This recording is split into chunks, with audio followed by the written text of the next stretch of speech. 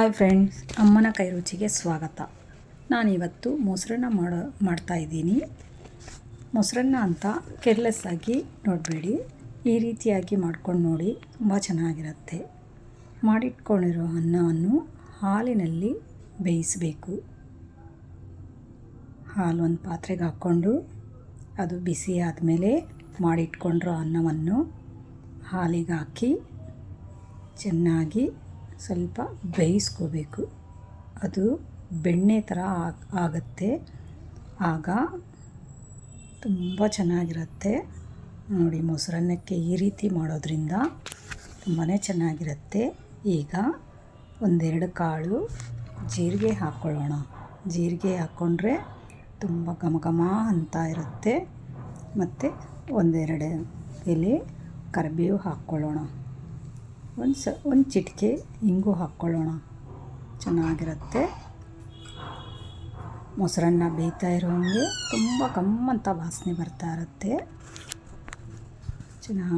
ಚೆನ್ನಾಗಿ ಬೇಯಿಸಿ ಬೆಣ್ಣೆ ಥರ ಹಾಕಬೇಕು. ಆ ರೀತಿ ಬೇಯಿಸ್ಕೊಳ್ಳಿ. ಈಗ ಒಂದು ಬಾಣಲಿ ಇಟ್ಕೊಂಡು ಸ್ವಲ್ಪ ಎಣ್ಣೆ ಹಾಕ್ಕೊಳ್ಳೋಣ.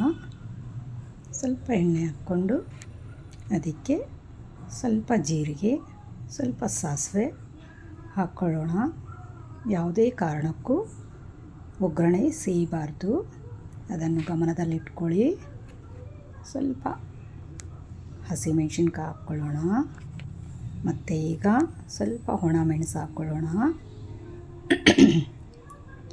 ಈಗ ಸ್ವಲ್ಪ ಒಣಶುಂಠಿ ಹಾಕ್ಕೊಳ್ಳೋಣ. ತುರಿದಂಥ ಒಣಶುಂಠಿ ಹಾಕಿದ್ರೆ ಮೊಸರನ್ನಕ್ಕೆ ತುಂಬ ಚೆನ್ನಾಗಿರುತ್ತೆ. ಈಗ ಸ್ವಲ್ಪ ಕರಿಬೇವು ಹಾಕ್ಕೊಳ್ಳೋಣ.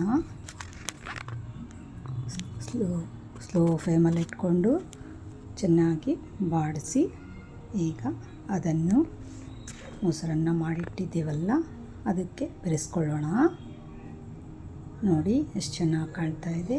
ಈಗ ಅದೇ ಬಾಣಲಿಯನ್ನು ಒಲೆ ಮೇಲಿಟ್ಟು ಉದ್ದಿನಬೇಳೆ, ಕಡಲೆಬೇಳೆ ಸಪ್ರೇಟಾಗಿ ಅದನ್ನು ಬಾಡಿಸಿ ಹಾಕಬೇಕು. ಇಲ್ಲವಾದರೆ ಅದು ಕಪ್ಪಾಗುವ ಸಾಧ್ಯತೆ ಇರುತ್ತೆ. ನೋಡಿ, ಈ ರೀತಿ ಮಾಡೋದ್ರಿಂದ ಕಡಲೆಬೇಳೆ, ಉದ್ದಿನಬೇಳೆ ಕ್ರಮವಾಗಿ ಚೆನ್ನಾಗಿ ಬೇಯುತ್ತೆ. ನೋಡಿ, ಈಗ ಸಾಕು. ಒಲೆ ಆರಿಸಿ ಮೊಸರನ್ನಕ್ಕೆ ಈ ಕಡಲೆಬೇಳೆ, ಉದ್ದಿನಬೇಳೆಯನ್ನು ಹಾಕೋಣ. ಮತ್ತು ಈಗ ಮೊಸರನ್ನು, ಒಂದು ಬೌಲ್ ಮೊಸರನ್ನು ಹಾಕೋಣ. ನೋಡಿ ಎಷ್ಟು ಚೆನ್ನಾಗಿದೆ. ಈ ರೀತಿಯಾಗಿ ಮಾಡ್ಕೊಂಡು ನೋಡಿ, ತುಂಬ ಚೆನ್ನಾಗಿರುತ್ತೆ. ಹೇಗಿದೆ ಅಂತ ಕಮೆಂಟ್ ಮಾಡಿ. ರುಚಿಗೆ ತಕ್ಕಷ್ಟು ಉಪ್ಪು ಹಾಕಿ ಈಗ ಮೇಲೆ ಸ್ವಲ್ಪ ಕೊತ್ತಂಬರಿ ಸೊಪ್ಪು ಹಾಕೋಣ. ನೋಡಿ ಎಷ್ಟು ಚೆನ್ನಾಗಿ ಕಾಣ್ತಾ ಇದೆ. ದೇವರ ನೈವೇದ್ಯಕ್ಕೆ ತುಂಬಾ ಚೆನ್ನಾಗಾಗಿದೆ. ಈಗ ದಾಳಿಂಬೆ ಕಾಳನ್ನು ಹಾಕೋಣ. ನೋಡಿ, ಕಲರ್ಫುಲ್ಲಾಗಿ ಎಷ್ಟು ಚೆನ್ನಾಗಿ ಕಾಣ್ತಾ ಇದೆ ಅಲ್ವಾ? ನೋಡಿ ಫ್ರೆಂಡ್ಸ್, ತುಂಬ ಚೆನ್ನಾಗಿದೆ. ದೇವರ ನೈವೇದ್ಯಕ್ಕೆ ತುಂಬಾ ಚೆನ್ನಾಗಿ ಕಾಣ್ತಾ ಇದೆ. ಈ ರೀತಿ ಮಾಡಿ ಟ್ರೈ ಮಾಡಿ ನೋಡಿ, ಕಮೆಂಟ್ ಮಾಡಿ. ನನ್ನ ವಿಡಿಯೋ ಇಷ್ಟ ಆಗಿದ್ದರೆ ಶೇರ್ ಮಾಡಿ, ಸಬ್ಸ್ಕ್ರೈಬ್ ಮಾಡ್ಕೊಳ್ಳಿ, ಲೈಕ್ ಮಾಡಿ.